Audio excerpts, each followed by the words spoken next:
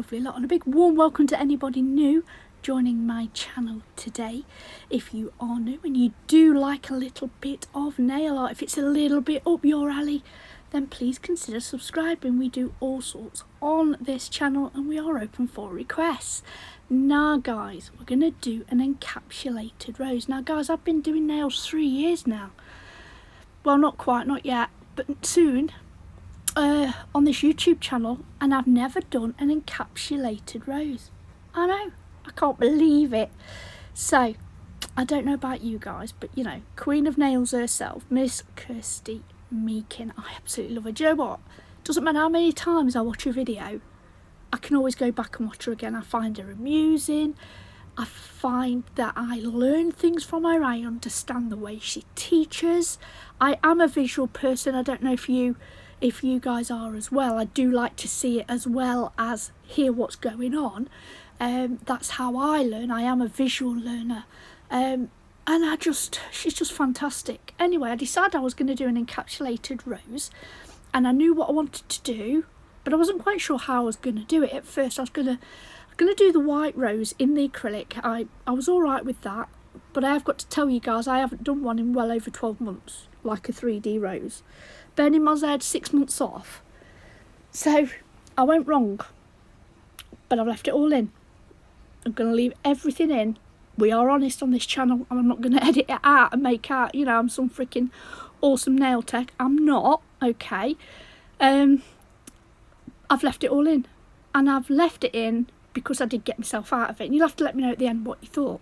But anyway, going back to it, I thought I'm going to do it in the white acrylic. It needs to be bright white acrylic, but to get it like a rosy red or like a pinky red, I didn't want it red. How am I going to achieve that? So I thought about getting the jelly gels out and going over that. I thought about I've got like a metallic nail polish, and I thought, shall I use that in the red, you know, and use my magnetics to get like a feel on it. But then I went to the Queen of Nails and I saw what she did, and I loved the way it created depth in the rose, for saying that it's, you know, encapsulated and for all intents and purposes it's flat. I thought, fantastic, I'm gonna have a go. But instead of doing, she did black and her rose was grey with all dimensions, I'm going to do it red, so I knew it would come out pink and white. Anyway, we are using Notpolish today guys, and we're using black and we're using Big Lip. They're the two colours we're using today. I've also pulled out a fine glitter in both the red and the black, and then a chunky glitter for the little finger and the ring finger. So I'm going to do black red on the hand, and then I've also pulled out the hot red chrome that I absolutely love from the nail team. I've only used it once and I wanted to use it again, so I decided I was going to do a chrome nail in this beautiful red. So that's on the pointer finger. So as always, these are super pigmented. I have popped on my nail tips. They're Stiletto from Glitter Planet, and I have put a clear layer down on the nail bed so that it's a smooth transition with these colours, because I knew I'd have to work super thin. I mean, I work thin anyway, but in order to get the encapsulated rose and the 3D rose all on there, you know, super thin, like thinner than anything. So what I've done is I've gone with the black, and I go in, you'll see me in a minute, I go really carefully and I'll nudge it round. And I've watched a few nail techs and they like go tuck swipe, and I'm not quite there. I'm not quite confident enough with that, especially with black. You know, you get it all over the skin and there's no going back on that. It's a silicone hand. I could quite easily just wipe it off, edit it, but no, I'm going to show you how I do it. So here I am with the red, so I set it just slightly away and I nudge it. Nudge, and then I twist that finger around and I'm nudging it and tucking it in, nudging it and tucking it in all the time. Little tap. Then I sweep it round. Once I'm away from that skin, Then I will pull that down, cleaning my brush all the time. If you don't clean your brush and you pop it in that monitor, oh dear, it's late. So I apologise.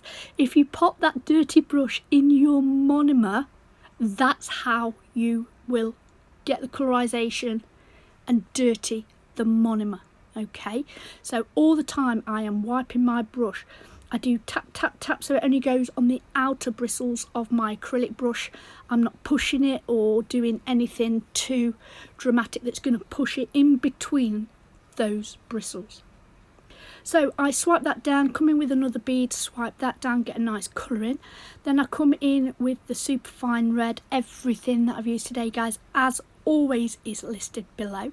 And then I've got some red mylar, and I'm going to pop that on top of this. On the middle finger I did super fine glitter, and then I went in with some black hearts because I want them to be behind the rose. On the little finger I did a super fine black holographic glitter called Raven. That's from Sparkle Supplies UK. At the cuticle area faded that up, and then I had some chunky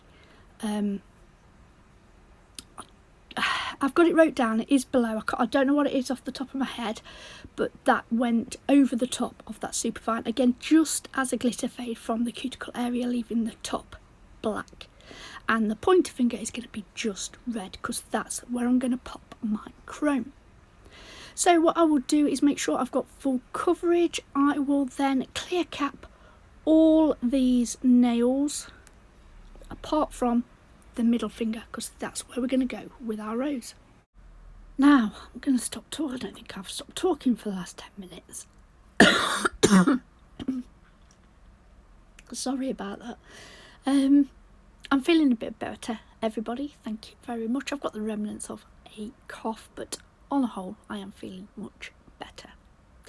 Now I went and got a really small acrylic brush, but it wasn't firm enough. The bristles were, it wasn't crimped enough. It was really floppy. It didn't work at all. Right, so this is the mistake I made. Okay, this first bead was totally and utterly wrong.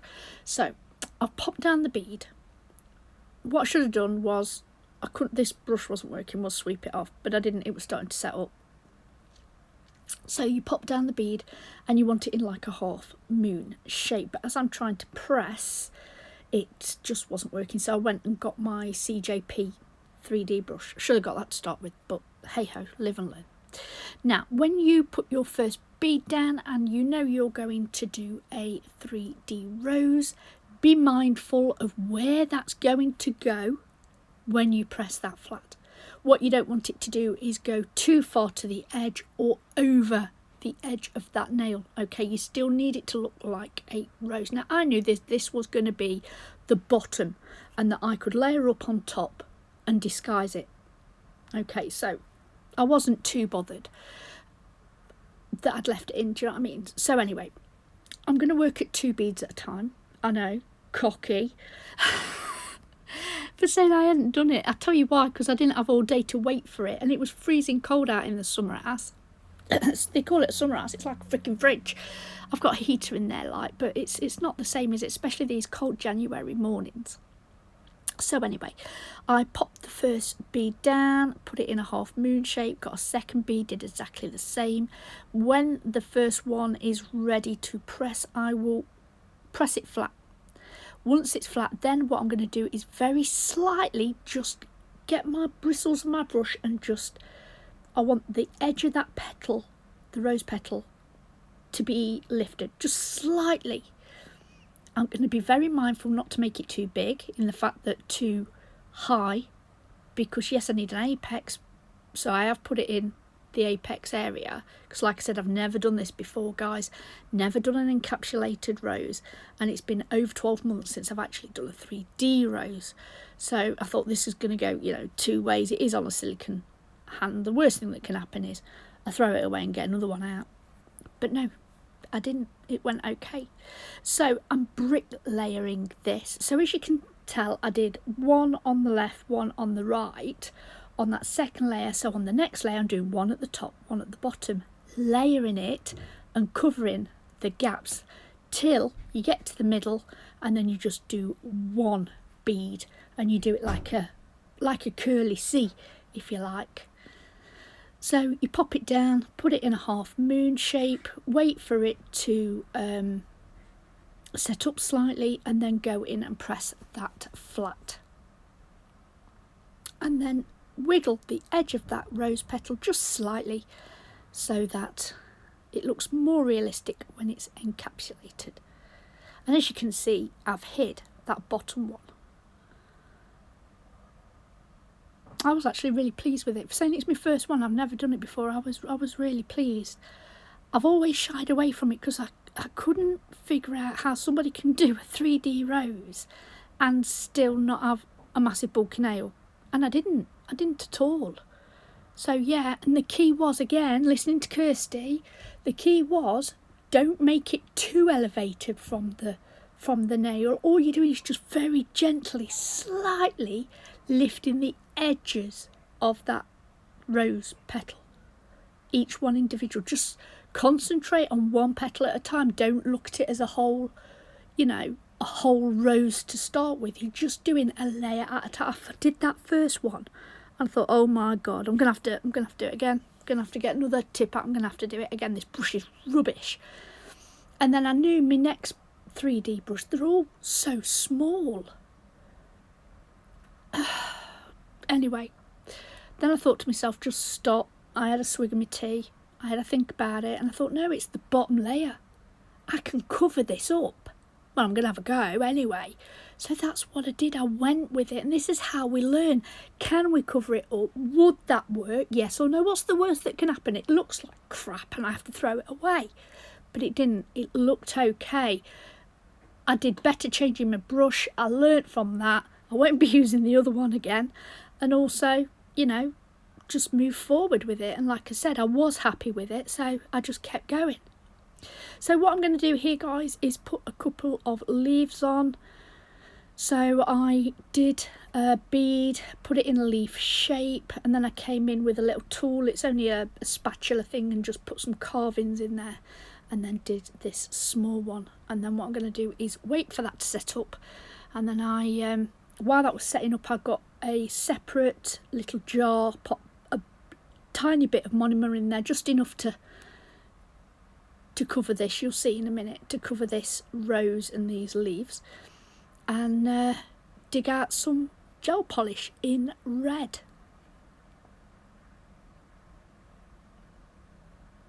So I've left it all in for you so you can see what I'm doing. So I've got a little jar with monomer in. I'm going to put one droplet of gel into this. As you can see, it's not a lot of monomer. I don't need a lot. Come on, tray. There we go. So that falls in the bottom there. I get something to stir it with because I didn't want to get gel in my acrylic brush, so I got something separate to stir it with. When it was fully mixed, I then used my acrylic brush and a very, very wet clear acrylic. This is not my capping layer. It needs to be wet because otherwise you will get air bubbles in there, okay? So the reason it's wet is that it will go between those layers underneath the acrylic that's slightly raised, and it will also, that's where the depth comes in with the colour of the pinks, you know, the dark pink, the medium pink, the light pink, and even white. I didn't completely want to cover it. I wanted to have elements of white in there. And then what I did was swap to my normal acrylic brush and completely encapsulate this with my top layer of normal acrylic. So this would be how I normally cap a nail.